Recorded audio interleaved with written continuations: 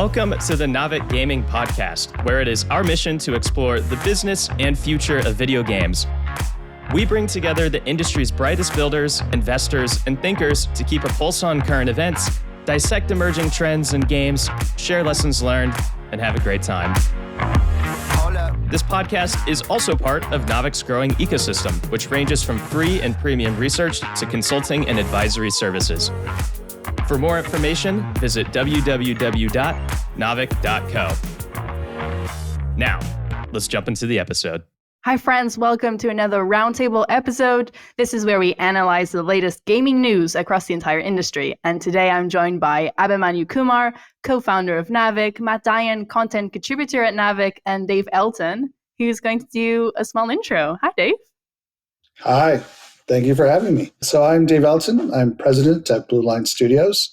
I've been in the games industry for just under 30 years. It's kind of hard to believe it's been that long, but it's been a fantastic journey. I've worked with companies large and small. I've had the good fortunes of working on big franchises, small games, everything in between. I've even dabbled in the world of theme park. Theme ride creation as well. So I consider it a very fortunate career, and I've been able to see a lot, and hopefully I can share some of what I've learned over the last little while. Dave, you have to say what theme park it was, because this is amazing. Okay, so there are two different theme parks. The smaller one, it was actually a Twilight IP, where it was a VR ride. Twilight? Yeah, Twilight, where you're on a motorcycle on a motion base. That one is at Lionsgate Entertainment World in Zhuhai, China. And the one that was a bit of a dream when I found out what it is that we were working on, we did the AR software for Mario Kart for Nintendo World at Universal Studios. So that was fantastic. It was a fantastic experience working with both. Can't say enough about Lionsgate or Universal. They're great teams. Yeah, it's so interesting if you're working in the video game industry. There's just a lot of these mediums that we don't usually talk about. Cool. Yeah. Well, alongside theme parks, today we're also going to be covering Netmarble and Capcom's earnings. We're also going to look at game-only acquisitions that have been popping up more often. Supercell released a last-minute yearly letter, unfortunately just in time for us to create some thoughts on it. And also looking at Stream Hatchet's report with a pulse on streaming. And first off, we have Mario, Supercell. Sure, yeah, I can go first. So this was actually going to be an update about Squad Busters, the new game that they dropped a couple of weeks back. But while I was doing the preparation for that today, Ilka's famous annual letter came out. And basically had to, replan the whole thing. But yeah, I mean, it was a good read as it all as it is every year. And yeah, he did say a lot of things, but I will maybe just start with saying that Ilka's letters have increase, and maybe this is just me feeling it, but Ilka's letters year on year, they just increasingly feel more like public apology statements for Supercell not being able to do what they do or what they have done for with Clash of Clans and Clash Royale and Heyday and things like that. And I don't know, maybe it's just me, but it always kind of feels like that, and he kind of always outlines the problems that they're facing, how they're thinking about their future, and how they want to change all these just structural fundamental things about how they do things in the future. But it's one of those action speaks louder than words kind of situations for me. And yeah, still, I mean, that said, there was a lot of interesting stuff in the letter. On the bad news side, I mean, revenue is down again. 6% year on year. They made 1.8 billion euros, and that was down 6% year on year. EBITDA was down even more, about 14% year on year, about 632 million euros. Various reasons for this, including the the whole post-COVID hangover, which basically is kind of affecting the entire industry. He did mention the whole ATT impact, but 90% of Supercell's installs are all organic, so there's not too much of that impact. Then he also mentioned the whole turning off of Russia and Belarus, turning off games in these countries, that affecting a lot of it, and then just like increased investments in R&D and other studios and such. So all of that kind of resulting in this greater EBITDA drop versus revenue. Then like, okay, so then the first half of the letter is all about like that whole apology kind of a thinking, but yeah, he was kind of mentioning like just various challenges that Supercell kind of faces and how they're thinking about new games in the future. I guess some of the key highlights, more future focus. So first is Supercell is basically going multi-platform. So I mean, we kind of saw that coming with the whole North America studio and stuff. But yeah, that was definitely interesting. It is just hard to ignore games like Genshin Impact and Marvel Snap and just the general like cross-platform or multi-platform for strategy that a lot of the bigger games are kind of going for. Second highlight was just heavy live ops based thinking. So we've already started to see like the beginnings of that in Supercell when they started expanding their teams, for like their long-standing games, and wanted to kind of move closer to like how live ops is usually done or mostly done by the rest of the free-to-play space. And then the third highlight, and this actually was a big portion of the letter, and he kept bringing this point up again and again in different ways, which is hiring. So Supercell has actually just become very, very aggressive in hiring, and like he mentioned things like just general team growth across the board, very specifically calling out that they're or hybrid first, in their hiring and how they operate these days. It's no more like office first, and they're also relaxing the whole a Supercellian requires 10 plus years of experience in games, so you don't need that anymore. And honestly, like even on my own LinkedIn feed, I have actually started to see just more and more people joining Supercell. So hiring as a topic is becoming quite big for them. But yeah, I mean that was those are like some of the highlights of the letter. But I guess one thing I want to more talk about is just like bigger picture, like what does kind of Supercell need to do to maybe reverse their strategy or reverse their fortunes until now.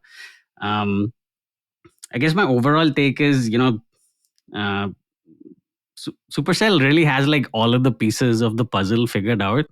They can create like great meta game systems. They're balancing models that the rest of the industry kind of tries to copy.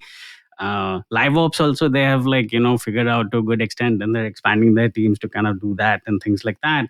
But the one thing that I've always felt with all their more recent game launches is that just that secret sauce that they used to have about this core game experience, something very innovative, has kind of been lost. And Ilka did mention in that letter, he's he said something like, we don't have all the answers, but if you do, let me know. And I felt I was really trying to think hard, like, okay, like what are they not asking themselves when they kind of launch these new games?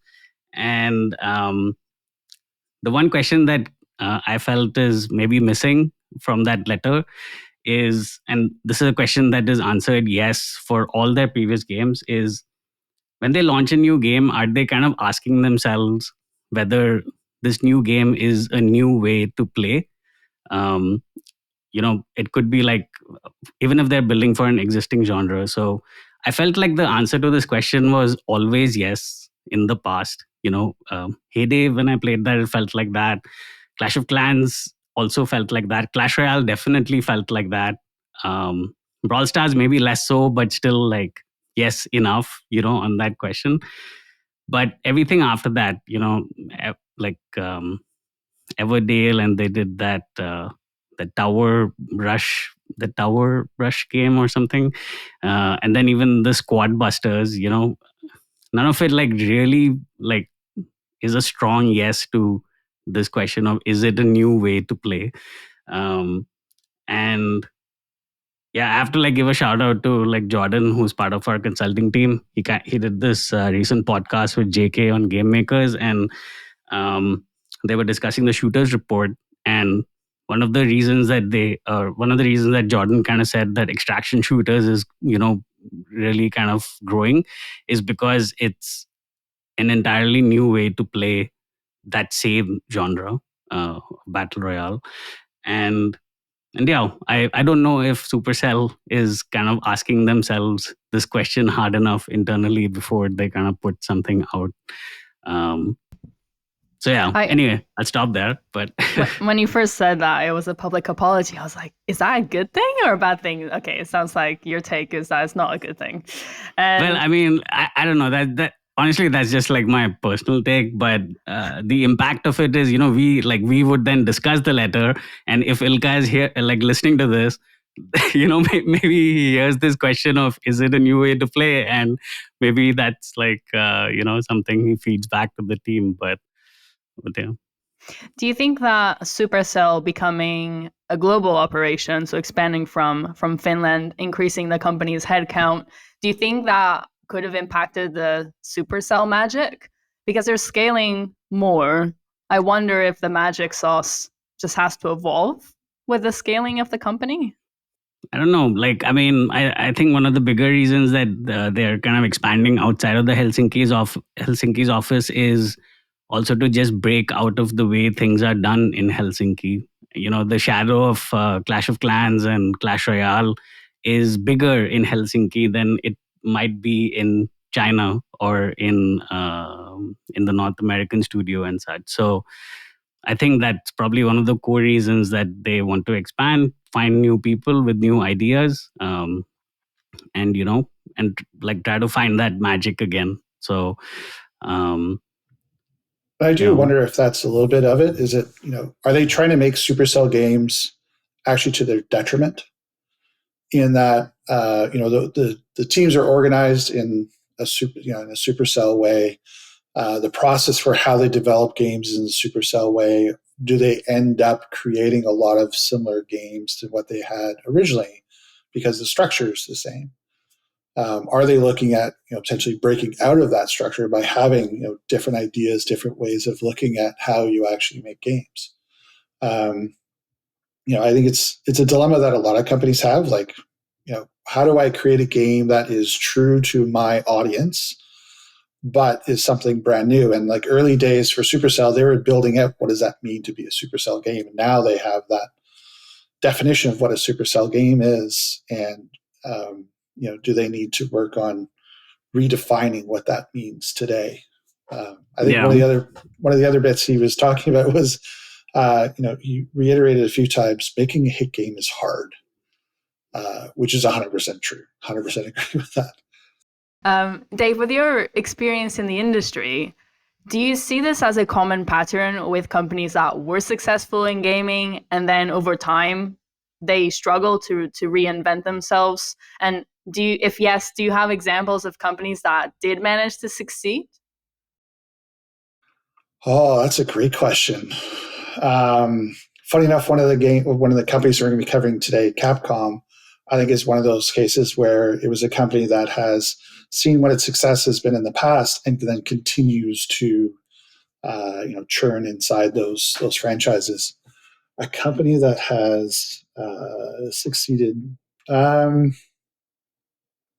recently, I think that's really hard to actually find something for a number of reasons. One, as games become larger and more entrenched, like we talk about the forever franchises, you kind of want to have something that is very much a franchise, a label, something that's very easy for people to be able to understand. When you say there's a new Final Fantasy game coming out, people know what a Final Fantasy game is like, or a Call of Duty, or even a Supercell game. The very defined characteristics to those, which really help in the marketing efforts. So I think it's tough to come out with breakout games that kind of really redefine the mold for a company, in part just because do they want to take that risk? Because trying to get something new in front of people is really expensive, and it's really hard to do. It's a huge challenge, and it's something I think that mobile game teams have a really hard time figuring out. Do they take the risk in trying to redefine themselves or create something really new? I'd also add, I don't think Supercell has it doesn't have a reinvention problem. If they're thinking about this in the way that we need to reinvent ourselves or something, I wouldn't say that that's the right way to think about it. It's just more about going back to their roots, kind of what made them great. And that's where this question about at least for me, is it a new way to play, is kind of rooted. So, and all their just their new games have all been these incremental innovations, like that Legend of Soul Guard game also, which was basically I forget what the name of it was, but it was basically Legend of Soul Guard. And even Squad Busters, it's basically taking Brawl Stars gameplay and then adding in this one roguelike round mechanic in it. Maybe that's enough to kind of make it feel like a new way to play, but I haven't played it. I'll have to actually get my hands on it to kind of feel that thing. But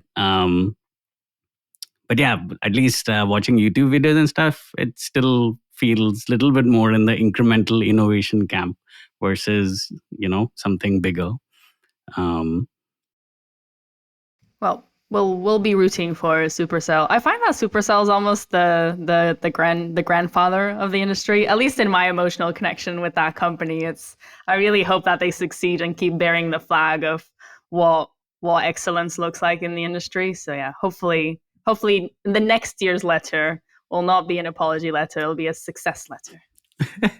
You mentioned, Manu, that the letter asked if you have the answer, please let us know. And I was just sort of thinking a million gaming podcasts and consultancies and blogs lit up with that comment because everyone has an opinion on Supercell. Has an opinion, yeah. Yeah.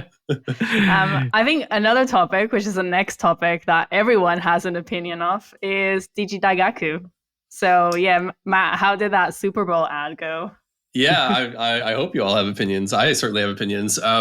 So yeah, I'll just do a really quick recap for those of you who are not really following Web3 gaming. So high level, there's a company called Limit Break. It's run by Gabe Layden, who is formerly of Machine Zone. They have this project called DigiDaigaku, and it's been on the radar of everyone following Web3 games for a while now because they spent $6.5 million to reserve a 30-second ad in the Super Bowl of American football for our non-American listeners. And so this was really hyped up. Gabe was, all over Twitter pumping this up. And I think it was a little bit of a letdown, in my opinion. So let me just explain what happened here. So they had a 30-second ad during the Super Bowl. It threw up a QR code where viewers could scan the QR code and then go try and mint one of these 10,000 free NFTs that I guess are going to be a part of a game that is yet to be released. And, somehow as it goes in Web3. Yeah, as it goes, yeah. Somehow this connects to the broader ecosystem of other NFTs that Limit Break has put out in the past that are also free, by the way. And where I think it was a bit of a letdown, one is in the execution. So as you can imagine, 10,000 NFTs to a Super Bowl audience of millions, they were gone in an instant.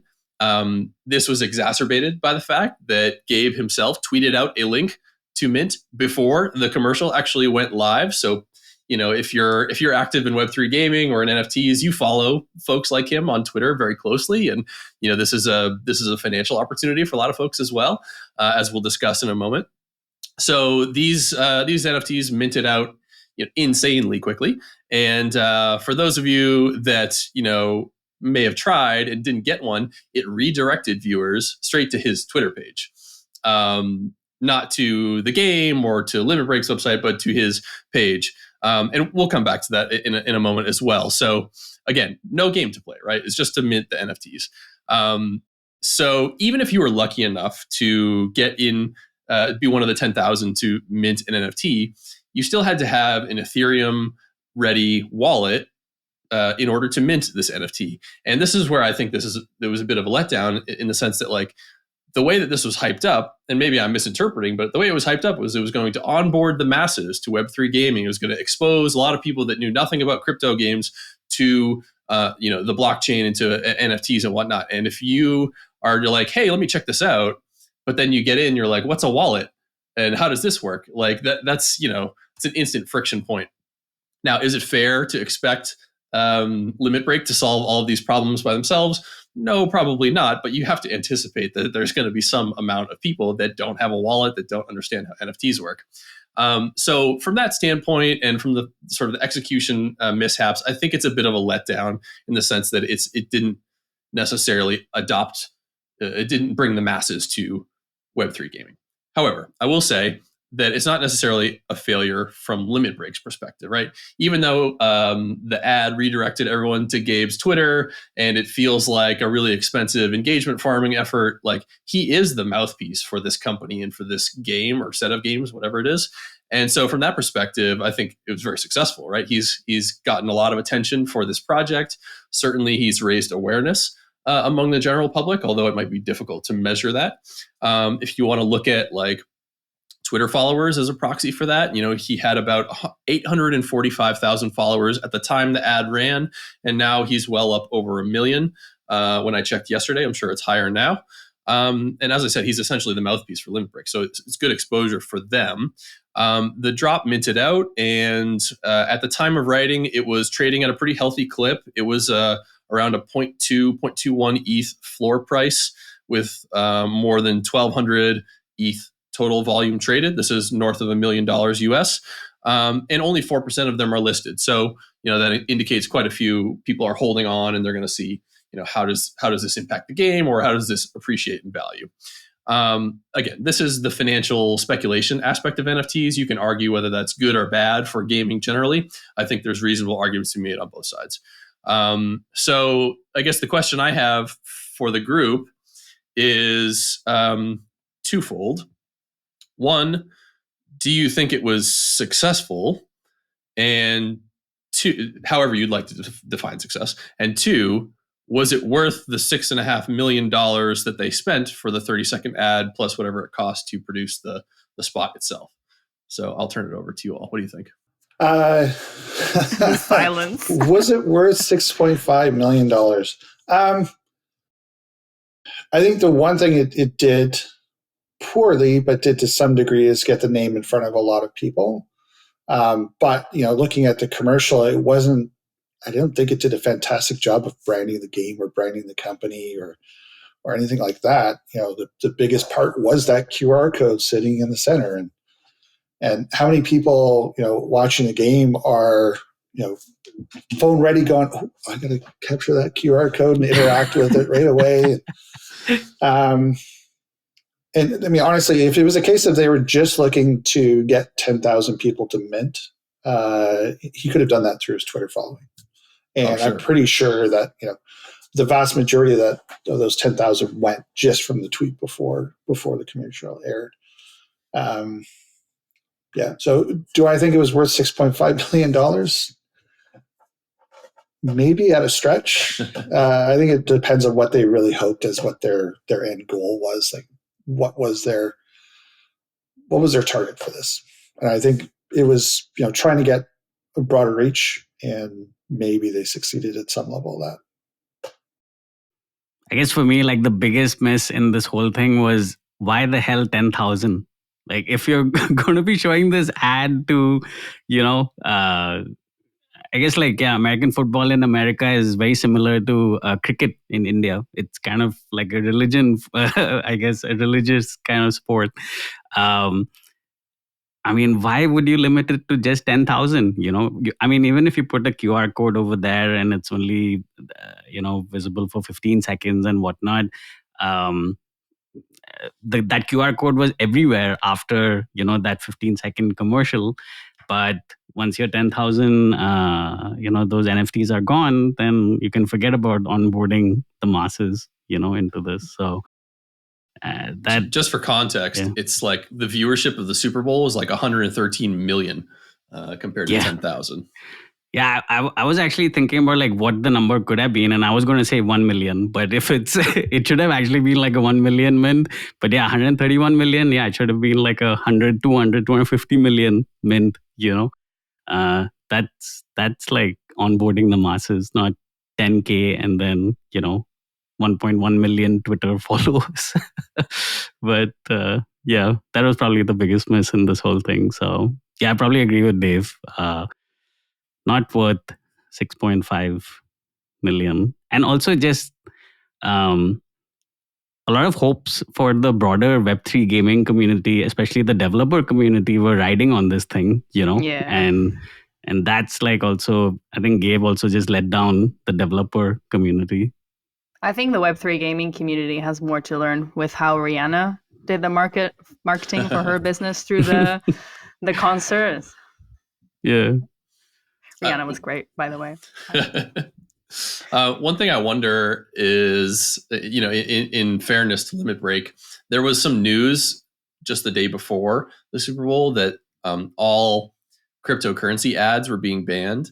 And I wonder, did they have to de-scope or change their approach in any way as a result of maybe late-breaking decisions from the Super Bowl? Speculating here, to be clear, but I wonder if that impacted their plans at all. But I don't know. I don't think it was a complete failure on Limit Break's part, but I do think that the hype and the expectations maybe did not match the way that it was communicated. Yeah. We have to jump on to the next update so that we can start diving into the deep dives. Yeah. Any other thoughts here? Do better next time, Gabe. Fiery Manu, you also have the next update. Yeah, I mean, look at me. Who am I talking to? I mean, Gabe is Gabe, right? But still, he can do better with the 200 million that he got. Anyway, so yeah, I guess, last update. This is actually more of a curiosity for me, and something I've just kind of noticed, happen more often, which are these like game-only acquisitions. Probably the most recent news was, Original Games acquiring Mergedem from bigger games. Some other examples, more recent ones, Stillfront kind of acquiring Iron Throne, Scopely acquiring Stumble Guys, and yeah, maybe even like Supercell kind of giving away Everdale, I would put in the same bucket to some extent. And yeah, there are like more examples like this, and even some more like from the past itself. But yeah, it's just a thing. It's kind of like a style of inorganic growth that's been popping up a little bit more recently. And I was trying to think about, okay, like, why this happens. And I was able to come up with 3 reasons, but, I'll also like hand it over to Dave to kind of explain like the true why this happens. But my three reasons were, one is, it could potentially be, the acquiring entity just has like a completely new game vision for that game. So, it kind of becomes like a build versus buy decision for them. And when it makes sense, then they would just, buy. The other is they kind of keep the game the same, but they have like a completely new live ops vision for it. So, either from a user acquisition perspective or just like general, more product focused live ops. And then the third is, I wasn't able to come up with like a, more formal name for this, but I'm just going to call it inorganic growth without the extra baggage. So of the people and stuff. So but yeah, these were like three reasons I was able to come up with. But yeah, I think Dave has like more expanded thoughts on this. So, but give us the truth, Dave. Why is this happening more often? How about I'll give you my version of the truth, or at least as I've experienced it over the years. Teams acquire IP rather than companies for a few different reasons. I think you've really touched on a couple of the bigger ones, and I'll kind of cover it from both the publisher side as well as from the developer side. On the publisher side, there are a number of cases where even full companies have been built around taking games that have been successful in the past, still have an active live operations to it, but think that they can do it either, as you said, have a better or more clear or more up-to-date version of what that live ops plan could be. Or they look at it in terms of they have a very strong marketing and user acquisition platform and can look at remonetizing that particular title, be it adding in new types of ad revenue into it, as well as potentially looking at, are there ways they can make the live ops side of things cheaper? So if a game team has built up a game, inside the United States or Canada or someplace where the game team can be more expensive than working with game teams in other areas of the world, they can look at, can we add new forms of monetization into this game? Can we reduce our live operations costs and end up with a game with much better margins than what the original developer was able to do? And there have been whole companies built around this sort of concept. Early days would be, was it Rock You, I think it was, and then more recent, some aspects of some of the companies work on aggregating a lot of companies. Stillfront as an example. Another company would be PopReach, where they've taken games. Interestingly, for that particular company, they were part of the team that developed the Smurfs with Capcom many, many, many years ago, and have now reacquired the Smurfs properties and are redoing the games.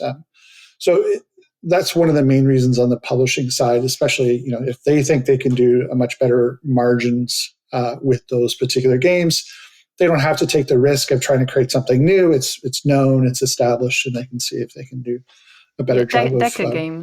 Deca Games is another example. They built Deca their whole. Games, yeah. They've been acquired by Embracer Group, I think. Yeah. And then on the other side, on the developer side, why they sometimes look to actually sell their games. Some companies don't want to keep on growing. Some companies like to be a particular size.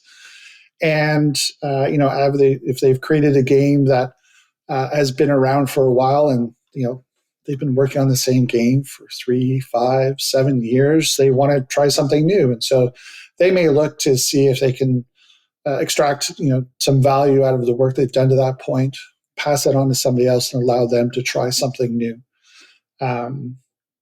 It allows them to, refocus also as another potential example. Like part of the reason why some companies look at selling a particular set of games is because they do want to change, what the focus of that particular brand or company is. And that's how, some of the larger groups of sales have happened as well. Do you think another reason why we've seen studios sell games is also due to the economic downturn? That if you need to bring in some cash flow fairly quickly, you can sell a game? Yeah, absolutely. Like there will be an MG, minimum guarantee component to it generally. In some cases, rev share, and sometimes it's just outright purchase. But absolutely, there would be certainly some inflow of revenue at that point. Maybe one last question on this: like, do you kind of see it as will it be an increasing trend? Because yes, it is kind of happening like more often right now, but it's also like a like a redux M&A kind of move. So do you see it as kind of an increasing trend? I think so. Like part of that is, just as the tools, as more common tool sets taking place, becomes easier to take somebody's game and make it your own. If something's based off of Unity, it becomes very easy for you to transfer the game code from one team to another because you're already working from a common code base. In the past, there were a lot more company specific code bases that would make it a lot more challenging to do that kind of transfer. And just the fact that games are set up more so today, especially with the effects of COVID, everyone working remotely, everything is set up so that it's easy to be transported between different people around the world. And that sort of packaging, it does make it a little bit easier to make that change. And thirdly, making new games is hard. So, if you're able to breathe new life into something that, already has a fan base, already has, makes really people excited about coming in and playing that game every day, then if you have that opportunity to do that, then I think a lot of people would jump on that. Exactly. If we look at the operational costs to try to develop another hit game, if we look at the cost of acquiring a game that already has proven KPIs, I really agree with that take, Dave. Okay, well, let's go on to the earnings season again, and we have Capcom first on the line. Yeah, Capcom earnings. So this was interesting for me, just having not really spent a lot of time looking into this company in the past. The kind of headline takeaway here, at least as Capcom would state it, is that they are on track to have 10 consecutive fiscal years of full year operating income growth. So certainly impressive consistency on their part. They, for the quarter, they were down in a couple of areas. Their net sales were down, operating income were down year over year, 9.6% and 5% respectively.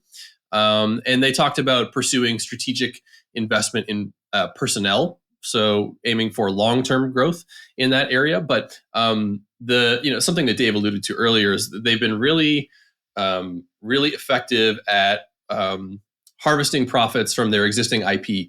Their sort of traditional franchises, particularly in this recent quarter, Monster Hunter and Resident Evil contributed to their sort of existing legacy IP sales, and that's my kind of big takeaway, is that they have maintained this conservative but consistent growth by doubling and tripling down on the franchises that have worked for them historically. Now, there's nothing wrong with that, but eventually they're going to have to develop some new IP, I would think.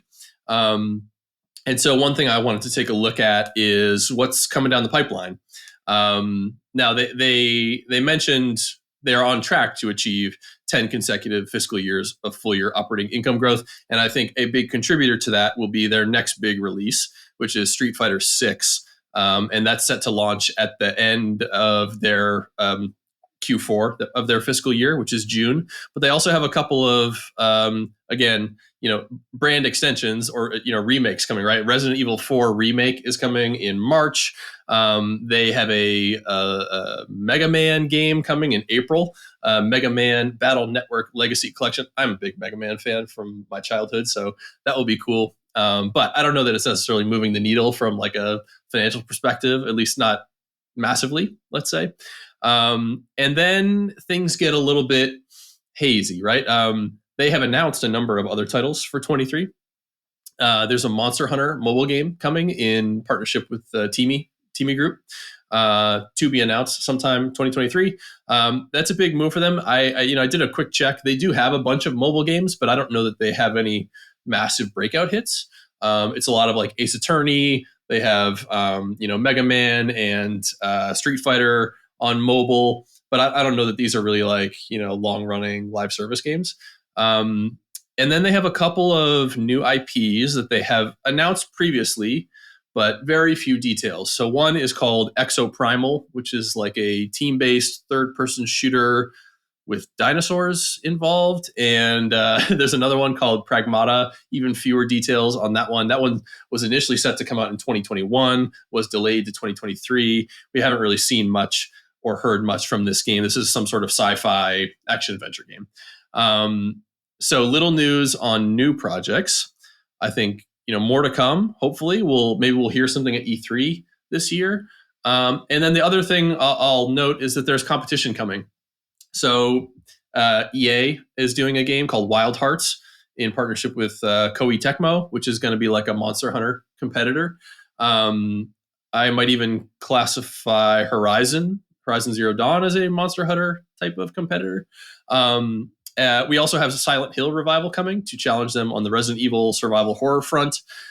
We just had Callisto Protocol come out, although that wasn't like terribly successful. Point being, some of their sort of traditional genres are seeing increased competition, and they need to grow new, original IPs. So for the group, what do you make of these results? And do you think we're like sugarcoating the results a little bit? 10 years consistent growth, that's impressive, but are they hiding some, underlying strategic concerns by not talking about new IPs more? These, for example, like Exoprimal, Pragmata, not mentioned in the presentation that I was looking at, the Q3 presentation that I was looking at. This was sort of speculation from previous announcements. So I don't know, any concerns on your part? I can understand if we look at the earnings that we were analyzing last week and also some earnings that were announced in between that episode and this episode, we are seeing EBITDAs go down, but that's because companies are deciding to invest more in trying to build what the future is going to look like. Like, what are the next 5-10 years of this company? And is Capcom shackled to wanting to portray that consistent growth quarter on quarter? Will they take the risk of the financials looking not as great because they want to do that for their investment? What do you think, Matt? It certainly is a risk, right? Like it's not easy to develop new IP and start new stuff. And, they have a history, as we talked about, of doubling down on what works. And one thing I didn't mention, which is like a prime example of doubling down on historical trends, is that they actually saw growth in their physical arcade segment. So, if you've ever been to Japan, they have these like arcades that are, quite popular, right? That was ahead, like the thing that I wanted to ask about. Like, what is that arcade revenue line? Because that was the one that kind of contributed most to that, to their at least most recent quarter growth, right? I don't have the number in front of me, but the call outs that they had were, one was a bounce back from COVID lows, seeing more people coming back into their arcades, and they actually opened up 2 new physical locations. 2 new arcades. So they're growing that business, which is really interesting, I think, and not the norm across the industry, right? There's not a whole lot of like physical arcade, location-based gaming, growing worldwide from what I can tell.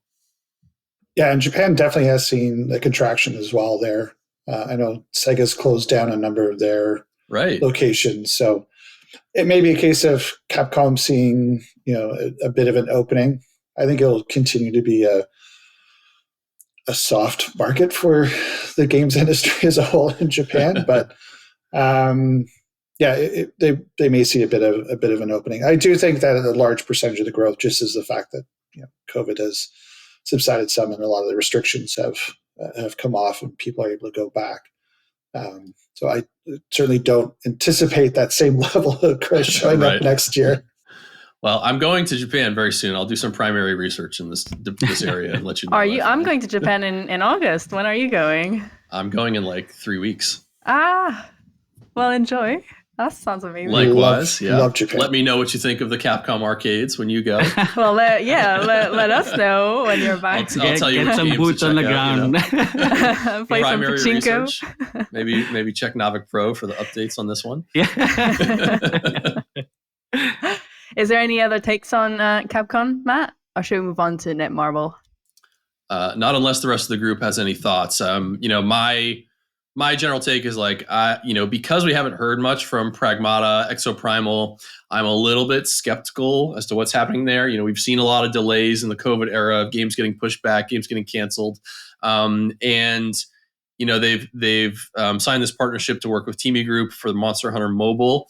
Tencent obviously incredible track record of developing mobile games, but it's not always an easy working relationship. Between Chinese companies and companies from other countries. Maybe it's easier for Japan and China than it is like US and China. I don't know. But all I'm saying is it's not a sure guarantee, right? We don't know. Yeah, I do think, one way to look at it for a lot of their remakes, there's been a fair amount of turnover in the gaming population, or a lot of additions to the gaming population since those games, originally came out. And Resident Evil certainly looks a lot better, on a PlayStation 4 or 5 than it did on the original PlayStation. So I think, from that aspect, they're able to still bring in new players to their franchises, as well as having those nostalgic looks at games that people such as myself played when we were younger, and now being able to go back and re-experience them, especially looking a lot better than the 50 polygons per creature on the PlayStation 1. I do think at some point they will need to make that shift, though, to adding in new IP. I think Monster Hunter still has definitely some room to grow in terms of continue to expand on a number of different platforms. But at some point, I think they will, longer term, need to get to some new IP. The game that I'm definitely excited about is the new Street Fighter. That's like the Street Fighter open world Street Fighter experience, right? And you can actually be the character and things. So that could actually have like some pretty heavy live ops potential and things. So if Anil were here, he would be extremely hyped again about Street Fighter. And if Dead Space's remake, the success, is anything to give confidence to Capcom about Resident Evil's remake, hopefully they'll be able to also see that success. And we'll go to Netmarble next. Dave, it's your topic. All right. Netmarble. Okay, so we're going to see some trends that have been seen by a lot of other companies in Netmarble's results. So overall, they were actually able to grow their revenue year over year, but they saw a loss for the year overall. And this, unfortunately, continued a bit of a trend from the previous year. So in 2021, they were profitable, but they were down 43% from 2020. And then this year, they've transitioned into a loss for the overall year. They certainly look to be trying to control some of their spending right now. If you look at their Q4 EBITDA, it's at 91% growth quarter over quarter. But they still are transitioning year over year in a loss in that area as well. If you look at where, just so people have a context in terms of where their sales are, they're a Korean-based company, but about 15% of their sales occurs in Korea, 85% worldwide. And their top grossing game, at least in terms of looking at just from IAP, continues to be Contest of Champions. RPG is a category, so through the success of continued live operations with Contest of Champions and seven deadly spins has meant that their RPG category has grown for them. Now, for me, it was really interesting because most recently I'm familiar with Contest of Champions and that, but when I looked at what the next big games for them, they continue to be actually their slots category. So if you look at from a revenue perspective, Contest of Champions is number one, but then they have like 3 slots games that continue to do really well for them. And then Deadly Deadly Sins comes in after that. This over the last year, they introduced a number of games, and this we were talking about, do you stick with something that's known? Do you try something new? Netmarble tried a number of different genres So, taking a little bit of difference from Contest of Champions and their slots titles, they had, MOBA in there, Battler in there, some casual titles as well. Now, unfortunately for them, and this is something the CEO called out, they were hit by some delays in some of the games they wanted to release, as well as the revenue coming in from those new games wasn't quite to the level that they were hoping. Another big contrast for me in terms of what last year's press announcement looked like versus what this year's press announcements look like. Last year, there was a big emphasis, same with I think a lot of companies, on introducing new business strategies around blockchain, around metaverse. And there certainly is not that focus right now with that, with the most recent announcement. Netmarble is still, either through themselves or through their subsidiary companies, still working on NFT titles and still working that way, but they haven't, leveled up their marketing in that regard. So I think they're taking a step back, seeing how everything kind of plays out in that regard, and then we'll probably look to continue. I don't see them abandoning blockchain or abandoning NFTs, but I think they're going to take a step back a little bit and focus, at least more publicly at this point, pardon me, on their top line titles right now. We didn't discuss Square Enix's earnings, but from all of the companies that originally talked about going into blockchain gaming, they're definitely the ones still holding the torch as something they want to deeply pursue.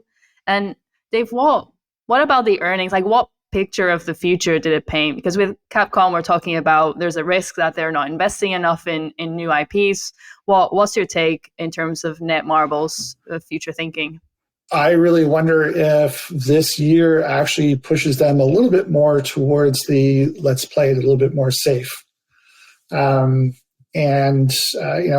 called out as part of their release that the games that they put out didn't see the revenue that they wanted to, but also called out that the games that they had in live ops did see increases in revenue. So I actually do expect to see that Netmarble probably pulls back a little bit from new IP or trying to get as broad as they possibly can to finding things that allow them to get that message out. If they're doing a new game, potentially another licensed property for them, so they are able to get there's a built-in population ready to come play, or focus a little bit more on the live operations for the things that they know work. Yeah, I think that the whole, if they do decide to play it safe, going forward, I feel like that's probably the biggest risk to the company, because at least looking at their, just kind of going through their latest earnings report, the one more fundamental issue I saw was just the structure of their the active games portfolio. And it's a very old portfolio. It's, like you mentioned, Dave, Marvel Contest of Champions, that's number one. Then they have 3 slots games coming from that SpinX acquisition as 2, 3, and 4. Then there's 7 Deadly Sins, Grand Cross. Okay, that's maybe a little bit more recent. Ni no Kuni, Crossworlds, also a little bit more recent. But then after that, it's all, old games. And so, yeah, 1, old portfolio. And 2, one big risk is this entire portfolio is heavily UA dependent. If you want to be, it requires some pretty heavy targeting to kind of find those new people. The 7 Deadly Sins launch... so Marvel Contest of Champions has the Marvel IP. Marvel Future Fight, it's, maybe at position 10 or 11, also has the Marvel IP. 7 Deadly Sins has an IP, but maybe not as global as Marvel. But everything else, is also kind of lacking that IP portion of it. So I was just kind of trying to think to myself, what do they really need to do? Because this is basically a company that's been stagnating on revenues for the longest time, and they're just kind of keeping things moving along with their live ops games. And okay, the money's coming in from these live ops games, we'll make some incremental improvements, and then basically stay alive. But I mean, if they really want to see growth, I think it's basically rooted in those new games. Like, what are the new games that are going to be coming out, and what's going to move Marvel, or basically take the position of Marvel Contest of Champions as kind of like the number one revenue generator. So I want to play a little bit of devil's advocate on companies should be investing on building new IPs, because the patterns that we've been seeing in the last couple earnings seasons is that with a more limited ability to purchase, consumers, they're choosing their favorite IPs, the strongest IPs. And if you're just a good game, you're likely to just not achieve the targets that you had initially set. And so I think we're all in alignment. Yes, you should be building new games to rejuvenate your portfolio. But is it the best time to be trying to reinvent the wheel with new IPs? We look at Supercell, and Supercell's trying to build a new game with the Supercell IP, and we see this also across other studios. So do you think that there's a right answer? I mean, I guess the way I see it is that if Netmarble is a public company, and people want to see growth, not like year on year stagnation. And that growth and IP are different, though, right? Like you can have organic growth if you put an IP on a new game. So to Maria's point, like, it is risky to develop new IP that we don't know necessarily resonates with an audience. But if you have a new take on Marvel or Seven Deadly Sins or whatever, you can get organic growth through leveraging an IP. I mean, maybe Dave can speak to that a little bit more. But, I mean, I guess I'm not trying to say like it has to be new IP. I'm just saying like new games. You can slap on like an existing IP to it, but if you're going to just like rely on the existing portfolio and which is a pretty old one, then there's I don't see like a path to growth with that kind of approach. But looking at the new games pipeline, I didn't see any kind of like big existing IP also kind of slapped onto those, right? So they're all more new IPs, I think. Mm-hmm. Yeah. Maybe except A3, which is there. And I think that's going to be part of their challenge, is that, from a cost perspective of developing the game itself, it's the same if it's a brand new IP or an existing IP. And I think, where they've seen some level of success is where they've been able to have that IP attached on top of it to help break through the noise. And I do think that that's probably where they'll look to go, in that they can reduce the number of new games that they've got coming out, but potentially focus it more on something that is familiar. So, I mean, to your point, Maria, new product, they did see growth. They saw growth in revenue.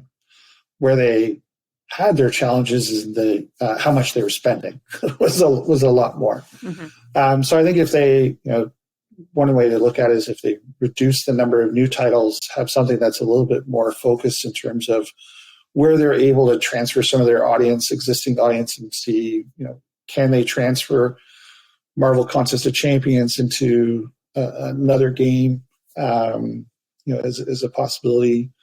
But yeah, I think they've got a lot of new games that they're trying to figure out how to get to the public's notice, and it's a big challenge right now.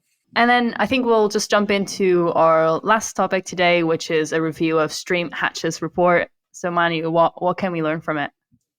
Yep. So for the uninitiated, so Stream Hatchet is a streaming analytics focused company, and they usually come out with these annual reports about what's happening in the entire streaming market, but that's mostly gaming.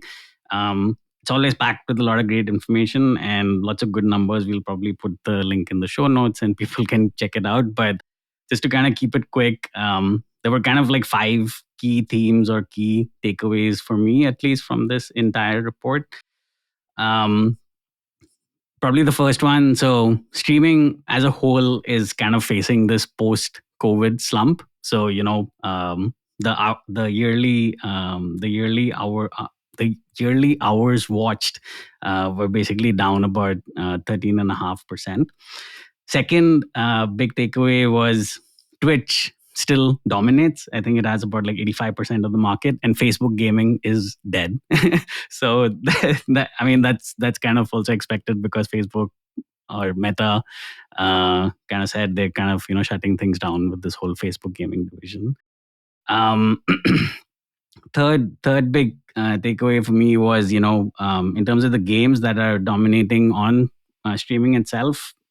A lot of shooters, a lot of action adventure games, and lots of MOBAs. Number 4, I was definitely just pleasant. Like, it was pleasant to see that there's a rise of like female streamers, and just more of that diversity kind of increasing in the streaming space. But one thing that was also interesting to note is that there was also a rise of just personalities as streamers in across like the different channels. So, and what I mean by personalities is people who just have like a very a sticky but like very individual feel to themselves. They don't need to be mass market in terms of like how they kind of approach their content, and niches are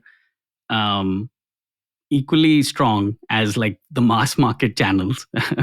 I'll come back to that point a little bit later. But yeah, that would kind of be like the fourth. And the fifth is if you're a brand and you want to like do good in the or like kind of make the most of streaming as a growth strategy, then focus on long-term campaigns. One of the biggest and most popular brands that has seen like great growth through kind of investing in streamers is NordVPN, apparently.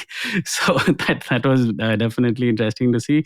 And if you're a game, then don't forget to do your Twitch drops, because every time there's been a Twitch drop for these different games, there's been just triple-digit percentage growth for things like hours watched and things like that. So yeah, these are kind of like the 5 like bigger takeaways for me from this report. You can check out like the whole report to like get deeper into the numbers and things. But yeah, in terms of like developer takeaways, I guess I had like one key point over here, and it goes back to that whole personalities thing I was talking about. Basically, I guess my big point over here is that just niches are becoming as important as like the mass market channels or content creators. And if you look at so YouTube gaming or YouTube more broadly also kind of does this like YouTube culture trends report at the end of every year. And one of the things that they called out, they did the survey, and one of the things they called out was 65% of the Gen Z population just want like personally relevant content versus mass market content, and they actually prefer to identify with content that nobody is talking about. So just like this feeling of like feeling like just an individual who has a different and a very unique way of kind of operating or kind of living in the world, I guess.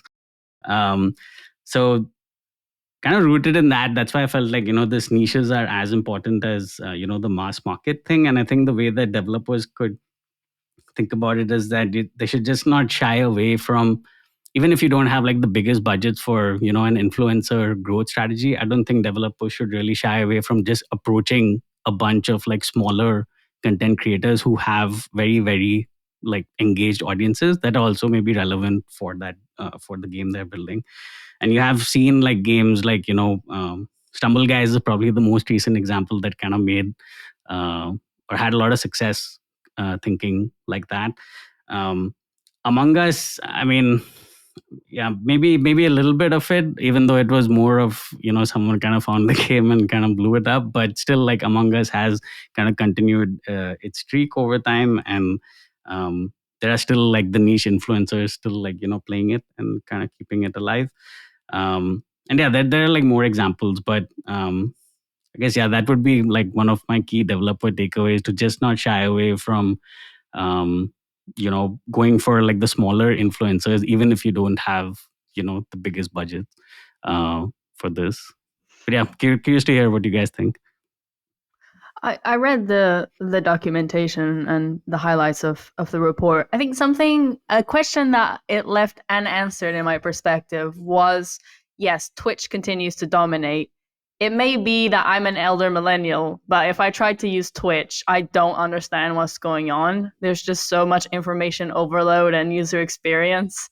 So yeah, my unanswered question is, will the current streaming platforms be left behind if they don't start innovating and changing what the streamer experience and content creator relationship will be in the next 5-10 years? Because I don't see a whole lot of innovation happening. But again, I'm not a big streaming consumer. Yeah, I think again, like going back to that YouTube trends report, yeah, maybe a way to say it is that like content is actually just becoming cheaper and cheaper over time. But where the real value lies, at least from like a platform perspective, like a Twitch or a YouTube gaming, is how they're able to connect viewers to the right content. And maybe that's like a portion of that evolution or innovation that you're also talking about, apart from fixing UX issues to make it easy to like onboard people. I mean, thankfully there's no like QR code pointing to Gabe's Twitter over here, but